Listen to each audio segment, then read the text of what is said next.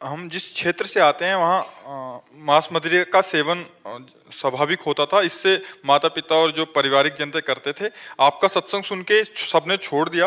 महाराज जी, जब से मैंने आपके नरकों का वर्णन सुना है तो मुझे अपने परिवार माता पिता के लिए बहुत डर लग रहा है। महाराज जी, ऐसे में वो क्या करें और मैं क्या करूं कि अभी सुधर जाए? नाम जप, नाम जप। माता जी छोड़ दी है, लेकिन उनके मन से नहीं गया है। ऐसा लगता है कि मैं चली जाऊं, तो मेरे डर से उन्होंने छोड़ रखा है। लगता है मैं चली जाऊंगी तो फिर खाना शुरू कर देंगी।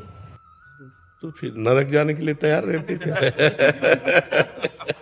आपकी वीडियो सुनाती हूँ तो कहती है कि कान बंद कर लेती है, कहती है सब सब सब कोई खाता है, सब जाएगा तो मैं भी चली जाऊंगी। बढ़िया है, फिर कोई बात नहीं।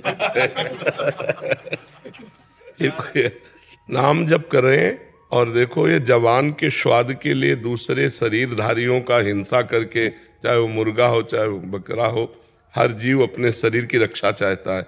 आप एक चींटी को भी देखो ऐसे करके तो भागेगी अपने प्राण रक्षा के लिए। इन छोटे छोटे निरीह पशुओं की हत्या करके उनका जवान, उसके अंग काटे जाएंगे, फिर तुम जवान से खाओगे, तुम्हें अच्छा लगेगा? कैसी माँ हो, कैसा तुम्हारा हृदय है, इन तुम दूसरे जीवों के शरीरों की हत्या करके उसके मांस खाने के लिए तुम राजी हो? जैसे बोल दीजिए छोड़। तो ये सुना ना, अपनी माँ को सुना ना।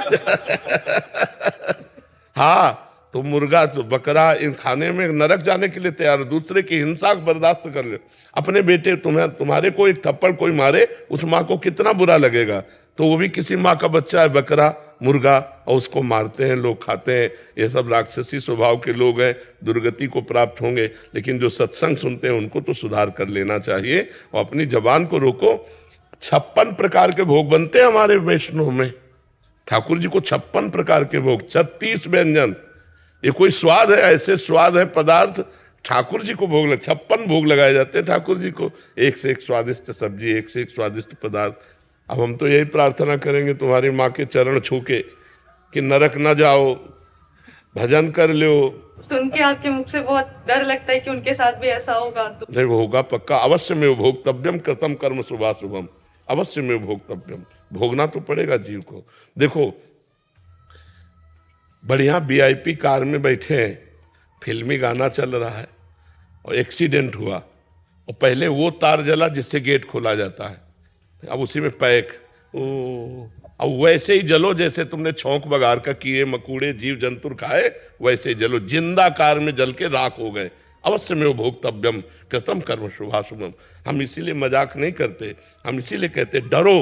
अवश्य में भोक्तव्यम कृतम कर्म शुभाशुभम। जीव को अपने कर्म का भोग भोगो, इसलिए डरो। किसी जीव को कष्ट मत दो।